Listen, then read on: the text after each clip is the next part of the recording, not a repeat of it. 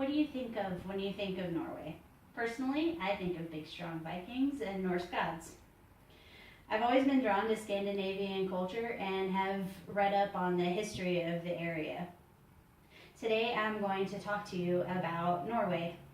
First, I'll tell you about Norway itself, and then I'll tell you about its culture, and last, I'll talk to you about how its people communicate with each other. I'll begin by telling you about the country itself. Norway is located in northern Europe, bordering on the Northern Sea and the North Atlantic Ocean west of Sweden. It's one of Scandinavia's three fingers, the other two being Sweden and Finland.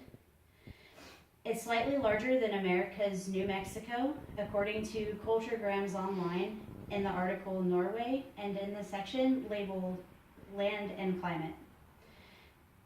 Its capital city and chief port is Oslo. Oslo's main exports are fish, paper, wood pulp, and timber. Oslo also hosts the annual Nobel Peace Prize. Now I will tell you a little bit about its culture. Norway's cities are rich with culture and history. According to a 2009 article in the Statesman's Yearbook edited by Dr. Barry Turner and published by Palgrave Macmillan, one of the Bygdøy museums in Oslo charts Viking history like Thor Heyerdahl's Pacific Expedition, and they have Viking ships on display, including the Fram, which was used by Roald Amundsen. In Bergen, Norway's second largest city, St. Mary's Church is the oldest building, which dates back from the 12th century. And even though Norway has a prime minister, the monarchy still exists, though not in the same capacity, because Norway is a constitutional monarchy, which means that King Harald V is mostly just a figurehead.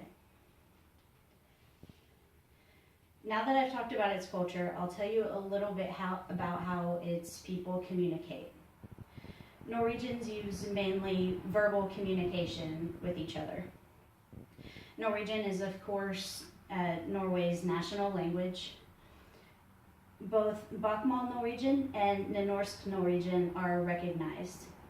English is taught as a second language in school, usually when children are around 7 years old. The Sami speak Sami, but they learn Norwegian to go to school. So both Sami and English are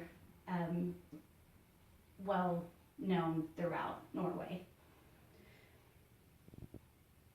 Hand gestures are usually kept to a minimum in conversations, unlike in America and a lot of other cultures where we talk with our hands a lot.